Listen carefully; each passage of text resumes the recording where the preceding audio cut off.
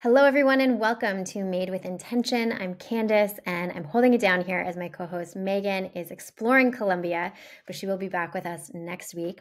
Today, I'm really thrilled to welcome Leisha Drews, a mother of three, registered nurse, functional diagnostic nutrition practitioner, holistic hormone coach, and the host of the Happily Hormonal Podcast. I discovered her while searching for a great podcast listen on a recent drive, and she truly brings a unique understanding of how our body systems work together and how stress on the body and the mind can impact overall health. Welcome. Thank you. I love that intro. That's very thorough, and I'm so excited to be here. I did my best. Tell us how you got into your work as a holistic hormone coach. Yeah, so I think that as most of us in the health space do, we get into it because we have had our own journeys, right? And so I actually didn't even know that I had hormone problems for most of the time that I had hormone problems, and had a history of some really strong hormonal migraines, really, really bad acne as a teenager. And I also had really fairly irregular periods. And it was just kind of like, oh yeah, our family just kind of has those. It's fine. And it got to the point where I was taking like multiple pregnancy tests every single month because my period wouldn't show up on like day 28 or day 30. And to the point where my best friend like bought me like 15 pregnancy tests for my birthday one year just to be funny because I was always taking them. And my cycles were always 35 days, 34 days, 33 days, 37 days. I just had no idea and hadn't really been taught anything about my cycle. And so it's just kind of like a funny illustration of truly like the understanding that I didn't have of my hormones. And so once I got pregnant with my first daughter, that's kind of when our health journey started, and just really trying to do my best for her. And then she had some health issues as a little girl when she was only about 2 years old. And it just kind of got to the point where I was at the doctor's office and they were like, she's just going to have, she's probably going to have asthma, too early to tell. She needs these 3 inhalers. See you later. It's fine. And that was just my moment of like, nope, something's wrong. This is not happening for my daughter. This is not happening for me. And so that's where I started to really do a deep dive into nutrition and functional health and gut health and all of these things.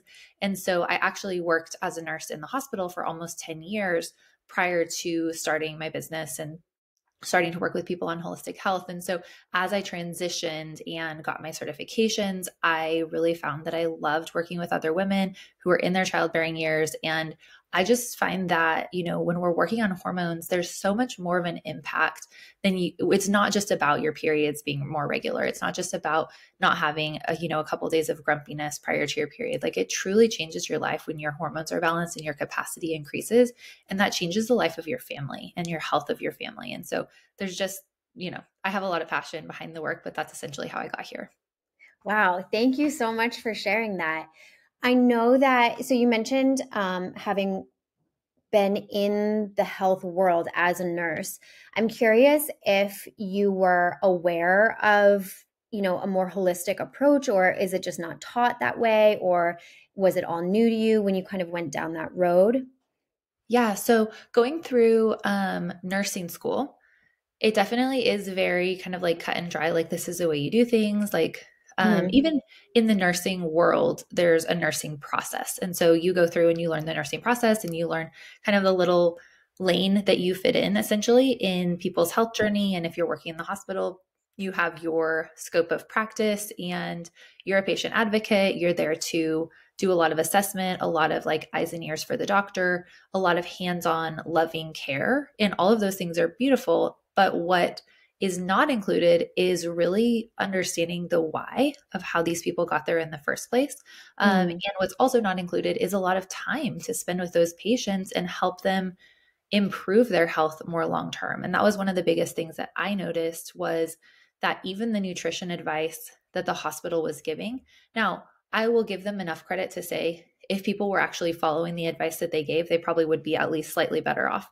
But the diabetic diet that we serve in the hospital is like 1,800 calories a day of like spaghetti and breadsticks and Diet Coke.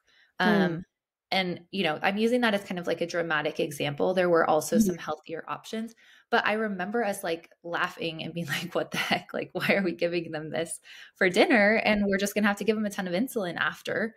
But It was, within the realm of what was considered safe for them or healthy or whatever. And so I do think that the holistic perspective is much overlooked within the hospital system and within nursing and medical care. But a lot of times, I think once you start to have, a desire to help people improve their health and you have a general understanding of the body, it's not such a far stretch to start to lean more into holistic health. For someone who's unaware of what holistic, like a holistic approach is versus a conventional approach, can you speak to that in terms of balance and hormones or hormone health in general?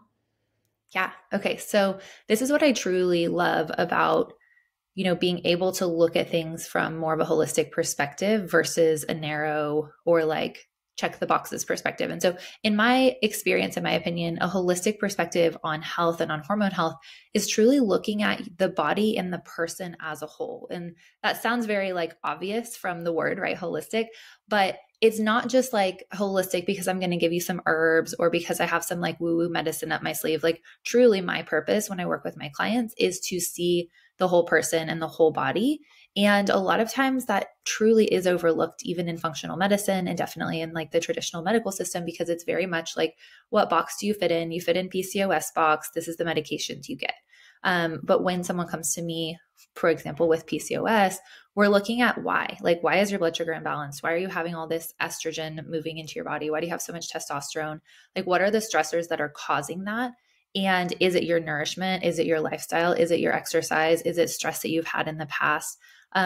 Is it truly just like you not having an understanding of what does and doesn't work for your body? And so we're looking at this big picture, and it really truly makes such a difference, because when you're able to look at the big picture, you're able to make small changes in multiple areas and see big change versus just like trying to like, nail this square peg in a round hole over and over and over again. That makes so much sense. Would you say that it is more reactive, like the conventional way is a more like reactive approach, and the holistic, maybe not reactive and maybe that's not quite the right word, but I feel like when you're coming at it from a more holistic approach, you're sort of looking at the root cause versus just kind of like putting a Band-Aid over a symptom. Would you say that aligns? I think so in a lot of cases. And it's truly not because I want to like talk badly about the medical system. I No. think that there's so much good in it.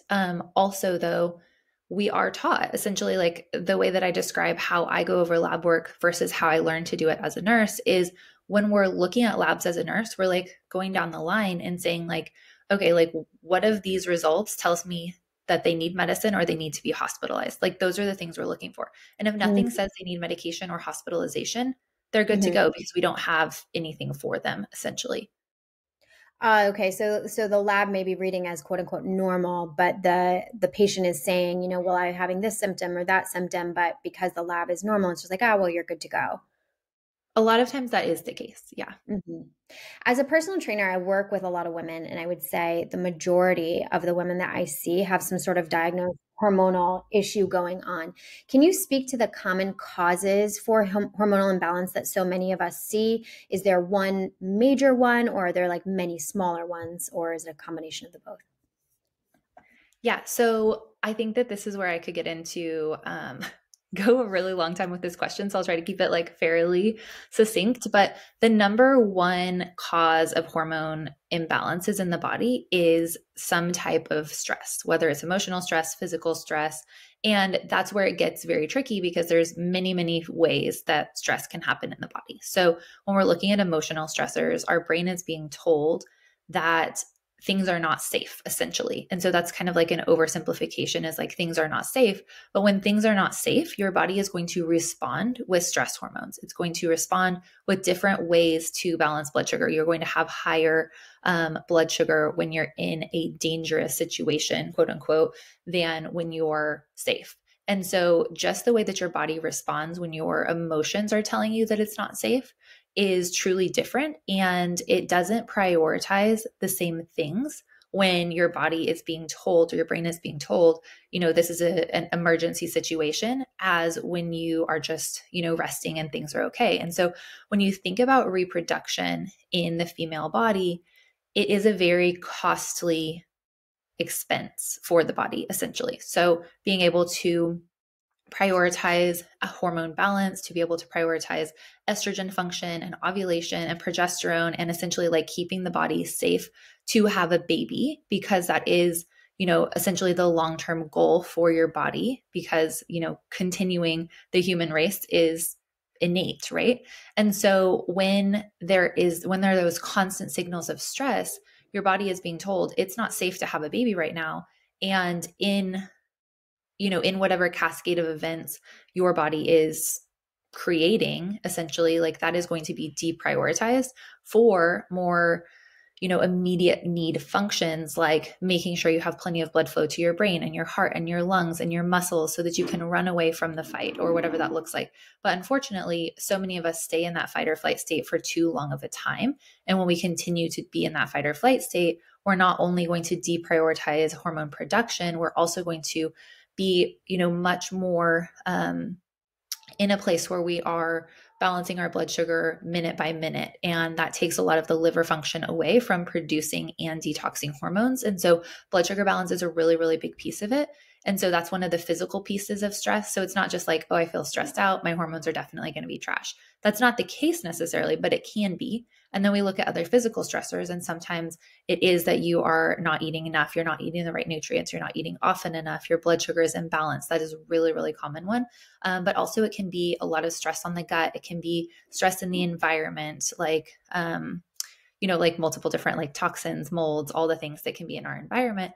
So all of those signals coming in, essentially your brain is kind of filtering through them and trying to determine like, what level of safety do I have and how important can reproduction be right now? And so that's really the big answer that I have for hormone imbalance, is that so much of the time it is kind of like this overall picture of stress. But if I was to give you a more really specific answer, a lot of time it's that you don't have the nutrients you need, your blood sugar is imbalanced, and so you're not detoxing well. And that's kind of the trifecta that can lead to these nasty hormone symptoms.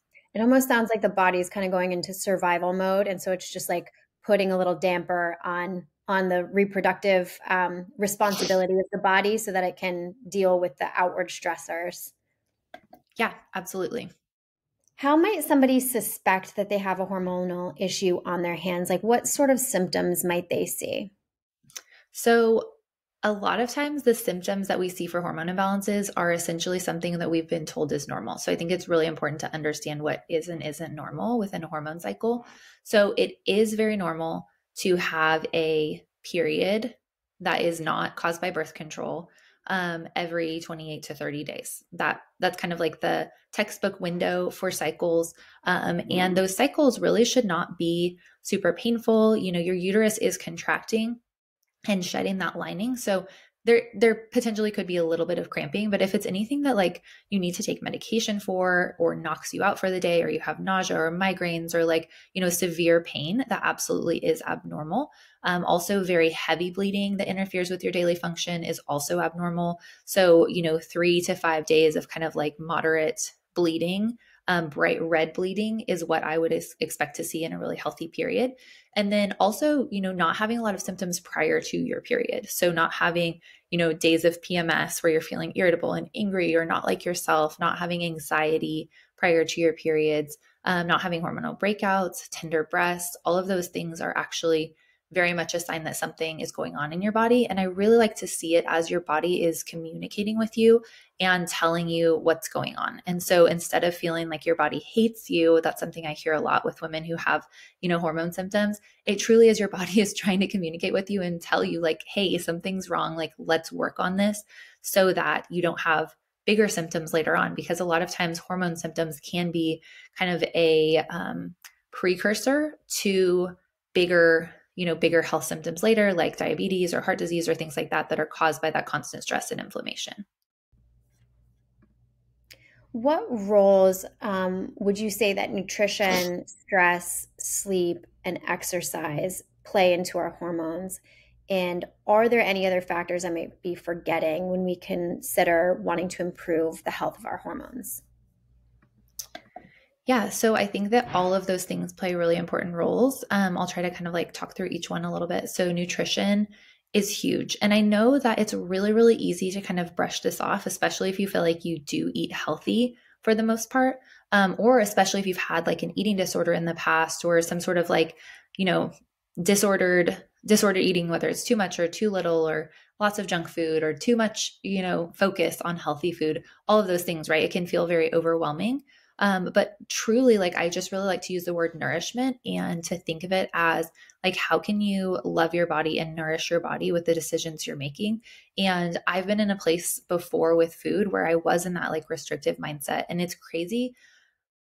I use that term kind of loosely, but like, it's kind of crazy how much pressure we can put on ourselves with food and how much weight we let that essentially mean about us. I remember back in my, time where I was like trying to lose weight and trying to, you know, start to eat healthy and all of these things, that it was like I had these check boxes and it was mostly about calories. It was mostly about how many calories I let in my body. And if I didn't meet my goal, or if I didn't, you know, if I decided I was going to, you know, eat a bunch of brownies or pizza or something that I had considered was going to be bad, there was so much shame and so much guilt around that. And so I think that, you know, obviously nourishment and like the foods you put in your body are going to make a really big difference, but it's not just eating clean or like eating healthy foods. It truly is the mindset that you're able to put those foods into your body. And that changes slowly over time when you have been nourishing well. But it's also like the foods that you're eating need to be in certain ratios and at certain times of day versus just like, oh yeah, I ate, you know, 2 meals and I ran around all day and I drank coffee. Well, maybe you're like magically somehow still hitting the macros you need to meet, but you're still not going to feel the same as if your body is consistently fueled throughout the day. And really, I believe that women's bodies were not created to go long periods of time without food. We are very creative beings. We're creating life. We're creating safety in our homes. We're creating, you know, some of us are creating businesses, and, you know, we have this like nurturing and loving presence that truly needs to be fueled. And so I think that when we're hitting it too hard and trying to fast and trying to restrict, it goes against our nature essentially as women. And that's why it feels so bad. Yeah, for anyone listening, if there's a really wonderful woman named Dr. Stacy Sims, and she does research at Stanford, and she researches specifically female athletes and performance.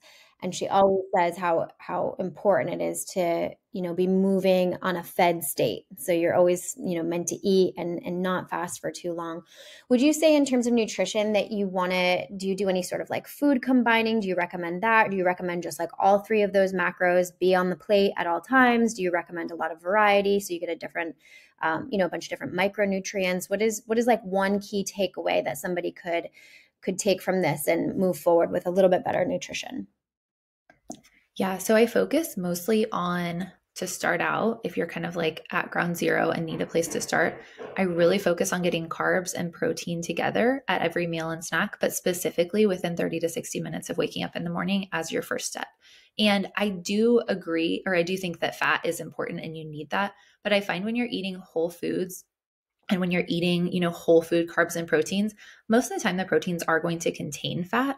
There, you know, if you're eating beef or you're eating dairy or, you know, other things like that, like there's going to be some fat. And just to make it, my whole purpose in helping people balance their hormones is to try to make it as simple as possible. So I have found that just focusing on the carbs and the protein, when I look at food tracking, almost always they're getting enough fat if they're eating, you know, nourishing whole foods. And so I would say start with breakfast, start with carbs and protein together, and then really start looking at the quality of your food, looking at like how close is it to the food source, essentially, like how, you know, how close is the beef you're eating to, you know, the farm that raised that beef? Can you find out, you know, how that beef was raised to some extent? If it's on your shelf at Walmart and it's just kind of like the general beef there, like it's probably not going to be as nutrient dense. The animal wasn't treated as well. You're not going to get the same quality or, you know, energy out of that food as if you were as if you were eating, you know, grass-fed beef, hopefully something local, an animal that was actually like raised outside and didn't have a stressful life. It truly makes a huge difference, not to mention the things that are added into more conventional beef versus non-conventional beef. And so I'm using beef as an example, not because I think that's the only food you should eat by any means, but just like it's a kind of an easy example to see, like there truly is a difference. And it's not like all beef is bad, but can some beef be inflammatory, especially in large quantities? Absolutely. If the animals, you know, didn't have the nutrients they needed, they ate a lot of GMOs and pesticides and all of these things. So I like to just start with especially the foods that you eat most often and just see like, okay, like what's the next step toward better quality and making that fit within your lifestyle and your budget and all of those things.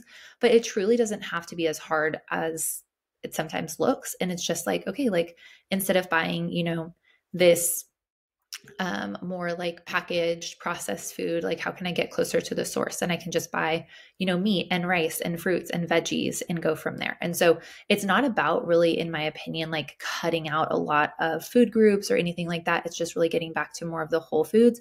And to your point about, having variety, absolutely. I think that's really important. And so I try to always recommend, looking at like what types of, again, I'm just going to talk about meat, but like what types of meat you're eating and not eating like all beef every day or just chicken, because a lot of times I see that in healthy, clean eating plans. It's like, it's all just chicken breast and you're missing nutrients with that. You're missing the nutrients you could get from seafood or from lamb or from bison. And so I think that like, being able to get variety both in your meats and your fruits and your veggies and not just relying on one specific food group or tons and tons of processed carbs it just makes a huge difference.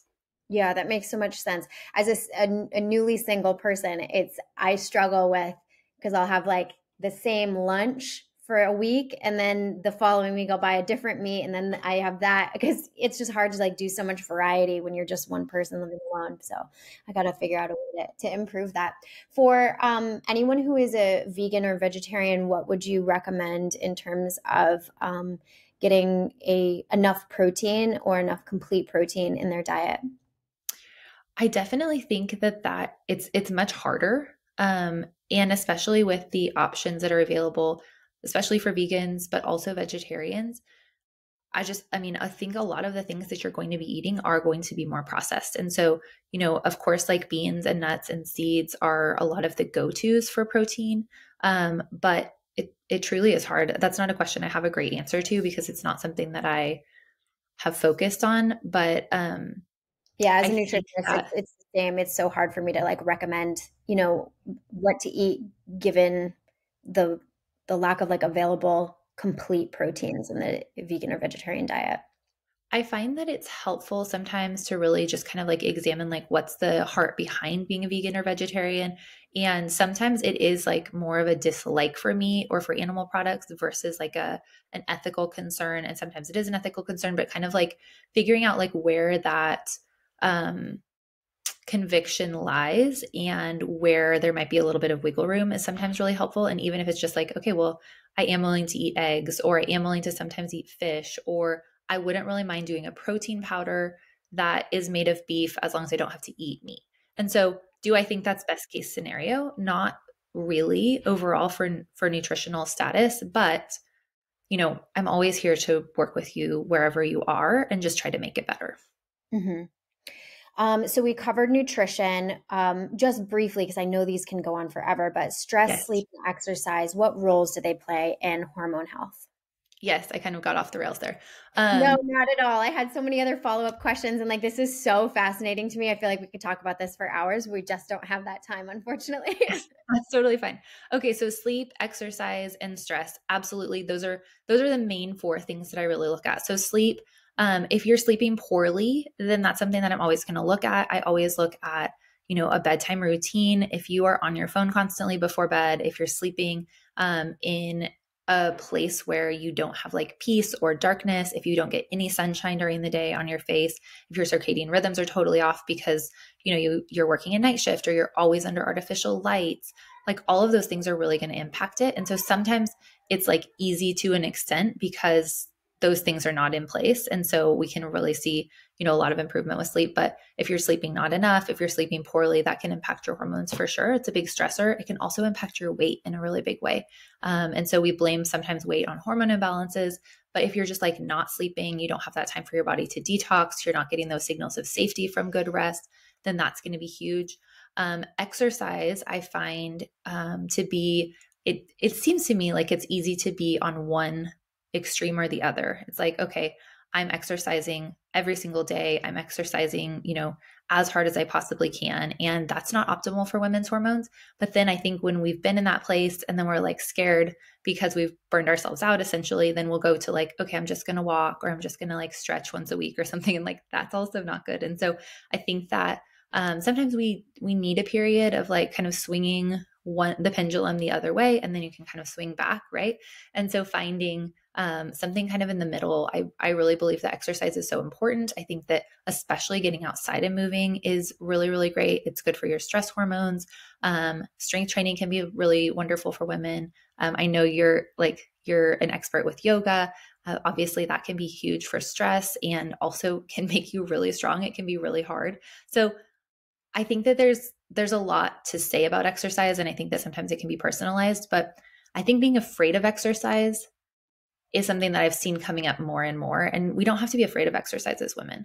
I think That's interesting. What is the thought process around, what are you hearing? Well, I think that, at least some of the commentary that I've seen most recently is like, okay, well, as a woman, like I can't go too hard. So it's almost like swinging back the other way of like, well, when I'm on my period and in my luteal phase, like all I can do is walk. And even feeling kind of like trapped within that box of like trying to work with your cycle, but then not being able to like make progress on building muscle or any of those things. I just think that it doesn't have to be that way. And there's a lot of really great resources out there where you can stay consistent even while honoring your cycle and even while honoring your phases. And even if you've been in a place of more burnout, I think that's generally where those. Okay, welcome back to this episode. We had a little bit of a technical issue, so we're going to jump right back into it and talk quickly about what is PCOS. It's something I see really frequently with a lot of women, like mid-20s and up, it seems. So if you could explain what PCOS is and how and if hormones are related, and can it be managed naturally? Yeah, that's a great question. So PCOS is polycystic ovarian syndrome. And so the word syndrome means that essentially like it can be a spectrum. I kind of like that word better for PCOS. It can be a spectrum of different symptoms. And so women can have, some of the typical like classic symptoms of ovarian cysts and insulin resistance, trouble losing weight, hormonal acne, or they can have different symptoms that maybe aren't exactly in alignment with what you thought PCOS was. So when we look at PCOS, we're looking at specific diagnostic markers. Sometimes it's high estrogen, high testosterone. It can be like, a little bit of excess facial hair. It can be trouble losing weight. Like I mentioned, irregular cycles or infertility are really like classic symptoms as well. With that being said, you can have a couple of those. You can have all of those. It really is a spectrum. And when we look at PCOS kind of as a whole, I think that what's really important is understanding the why and understanding the underlying reason. So why is there this stress in the body? PCOS is a metabolic disorder, and it's not just about your hormones. And so it's not just a hormone problem. It truly is widespread. The entire metabolism is affected. And so we want to look at how we can actually support things like insulin sensitivity, blood sugar balance, how we can look at, where are those inflammatory triggers coming from that are causing the cysts and the high estrogen, high testosterone, the irregular cycles. And so the answer, of course, is yes, it can be managed naturally. With that being said, you have to have the right questions being asked and be looking at the right things to manage PCOS naturally. And everyone's story is going to be different of how successful that is. And I think a lot of that is going to be based on, your history, your genetics, your stress levels, your ability to make changes, like all of those things. And so it's kind of a vague answer, honestly, but I think that there's so much to it. And I don't believe that it's like a death sentence for your hormones or for your fertility or anything like that. It's not something that you have to say like, oh, I have PCOS, so I'm just always going to have these problems. That's not necessarily the case, because there's so much we can do for those underlying triggers. Yeah, it sounds almost like it's a vague answer, but it also sounds like it's a vague kind of mysterious syndrome that can present in many different ways or like to differing degrees. So it makes sense that it would just not be like a black and white answer. Yeah. And I think that I think there's a lot more research going into PCOS now and a lot more understanding, especially like in the holistic health space. But I also think that, sometimes PCOS is just like kind of an answer that doctors or even natural doctors can give someone. They're like, oh, you have PCOS. Like, oh, good. Like, I have something to tell you. But Right. again, like just having a diagnosis doesn't necessarily fix any problems. And then the You medications mentioned, that are available, sorry, just real quick, no, the you're good. medications Yeah. that are available for PCOS, sometimes they can help manage symptoms, but again, we're not looking at the reason for those symptoms. Right. Again, it's like that band-aid of just, masking the symptom or managing the symptom, but not really getting to the root of the issue. Right. You had mentioned in PCOS, one of the things people may struggle with is and kind of a real struggle to lose weight. And I see that particularly with low belly weight. Is that low belly weight a part of PCOS all the time, or can people have that low belly weight but not have PCOS? And why is it so difficult to lose that weight right there? Yeah. So low belly weight, there's multiple factors, of course, also involved in this. That's always my answer. But yes, it can be related to PCOS. Definitely doesn't have to be related to PCOS. The couple of things that come first in my mind when we look at that low belly weight is cortisol. So high cortisol, regulation issues, essentially, those things can lead to low belly weight because if your body is being told by your brain over and over again that things are not safe, there's a lot of stress, we need a lot of stress hormones, your body is going to try to protect your reproductive organs with kind of like a layer of fat. So that's one reason. Estrogen dysregulation can also lead to low belly fat. And that's another, issue that we can look at from a holistic perspective. We can support that. It's not something you're stuck with.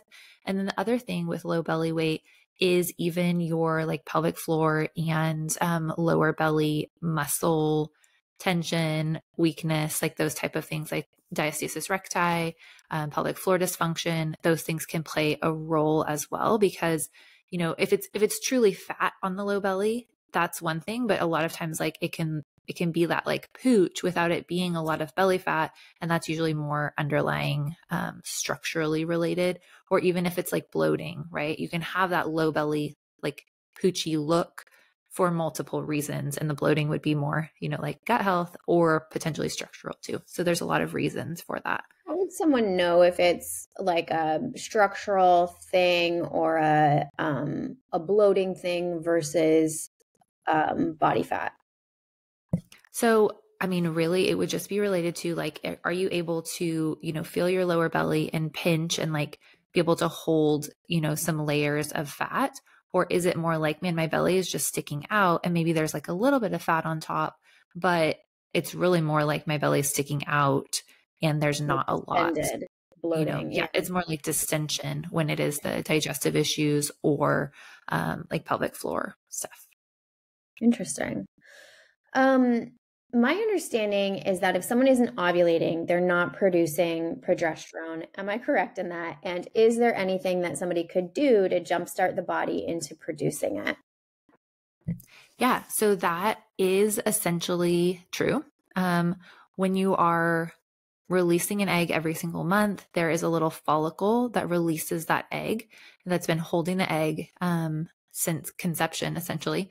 And when So that egg is crazy. released, it truly is crazy. This is like one of the things that every time I say it, I'm like, this is so cool. Women's bodies are so Yeah, cool. it is really cool.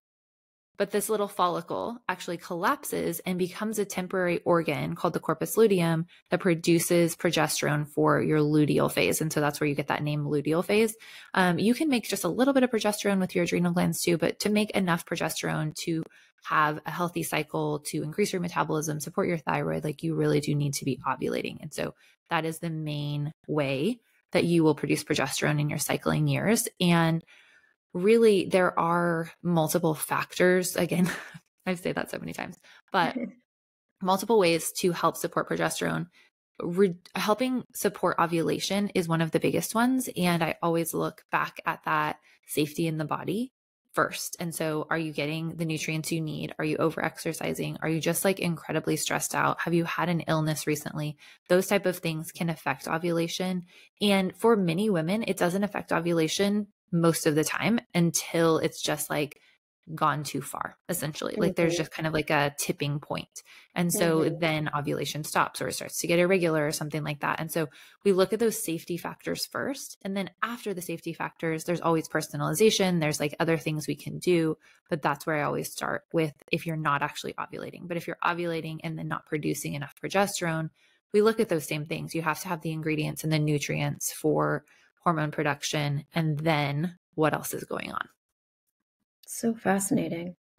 Moving into bowel movements, how important are daily bowel movements to hormone health? And then how often should we be having a bowel movement? And do you have any tips for jump starting for more regular bowel movements? Yeah, this is a great question. This is not one of like the sexier hormone questions, but truly like foundational for sure. So daily bowel movements super important for hormone health, because if we think of hormone health as essentially like a two-part process, we have to produce hormones well and we have to get rid of hormones well, because we want to be producing enough hormones to start the ovulation process, to create normal cycles, and we don't want that to just build up in the body, because then you have excess symptoms related to that. And one of the gut and the liver are the two biggest ways that we detox hormones. And so when the liver's job is essentially to break down the hormones into a form that can be excreted from the body. And then the gut's job is to get them out of the body. And so if you are not having regular bowel movements, I would say minimum once a day, hopefully about twice a day would be really ideal, or at least once a day where it's like, okay, like that was everything, I'm good, like not just a little bit.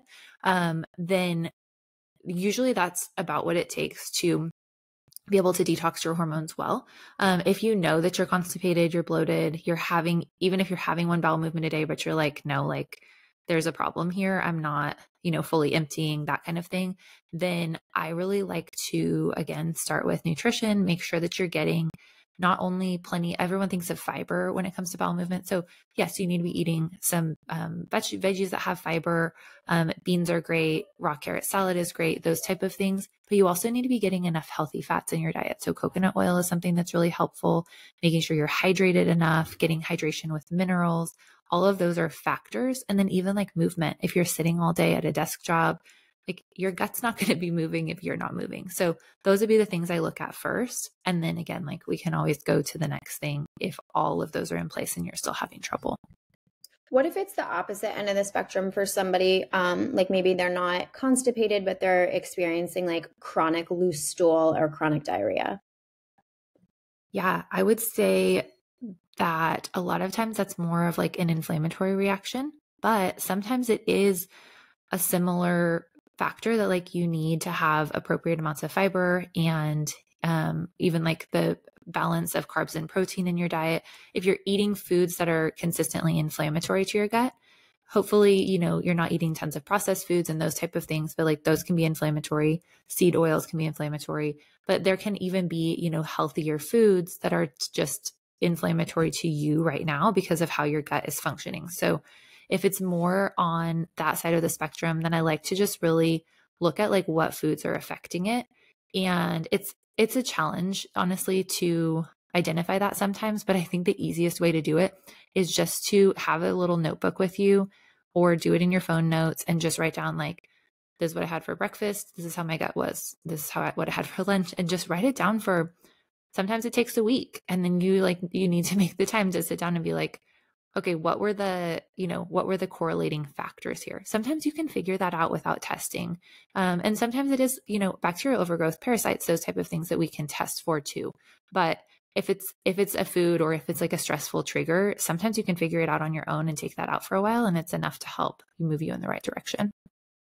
Yeah, that's such an important reminder. I think like so often our body is trying to tell us something, but because of our like go, go, go kind of lifestyle, it's really easy to just like ignore the symptoms and the signs that your body like needs help and needs a little attention and just like power through. So writing it down in a journal is like such a great, like, of course, that would be like a simple thing, but we just like forget to do it because we just are on this kind of go, go, go. Yeah, sometimes the simplest things are the ones that are easiest to forget. Yeah.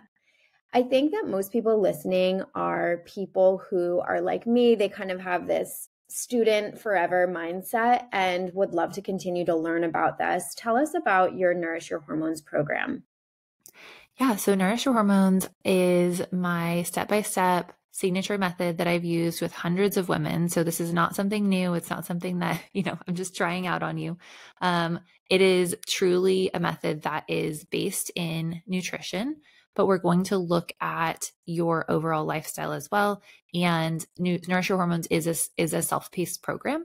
And so you can come in immediately as soon as you're ready to and work through it at your pace and really take what you need from the modules. But what I really love to, have you walk away with is understanding the foundational steps to hormone balance. And so we go through that with nutrition. We look at stress triggers, not just like, are you emotionally stressed or not, but things in your environment, things in your lifestyle. And the two-pronged approach that I mentioned to hormone balance, we need to make sure that you are producing hormones well, and we need to make sure that you're detoxing hormones well. Those are the two first steps that we really walk through in the program. And my experience is that women see much better energy. That's one of the biggest things. Less PMS, less painful periods. And, it's a whole range of hormone symptoms that they come into the program with. But we see that when hormones become more balanced, there's an overall decrease in all of those. So hormonal acne or irregular periods or low progesterone, those type of things, the foundations are the same. And like I mentioned, like those foundations, sometimes we think that we have them or we think that they're too basic and we need to move to the fancy stuff. But if they are not in place, you cannot have balanced hormones essentially. And so that's what I teach in Nourish Your Hormones. And then even though it is a self-paced program, you have a community for support. I do Q&A calls in there every month. And so you get a lot of personalized support as well, so that, those personal questions can be answered too. And you're not just, figuring it out on your own.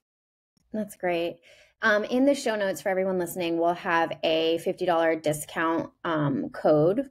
So just make sure to check out the link in the show notes if you're interested in doing the Nourish Your Hormones program. Again, it's self-paced, but really personalized as well.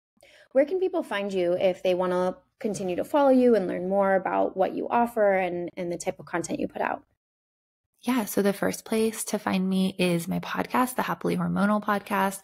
That's where I hang out most. I have so much info for you over there. I'd love to see you there. She really does, everybody. That's how I found her. I was like driving. I had a long drive, and I just love that some of your episodes are like 15 minutes and some of them are much, much longer.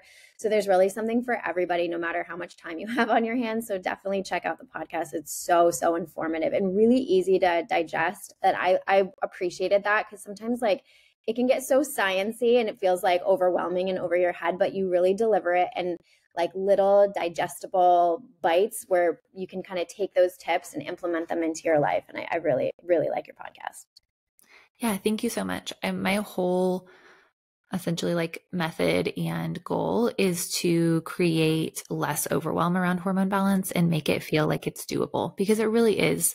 It's just that in our culture, there are so many things that, keep us from being balanced, because everything's crazy.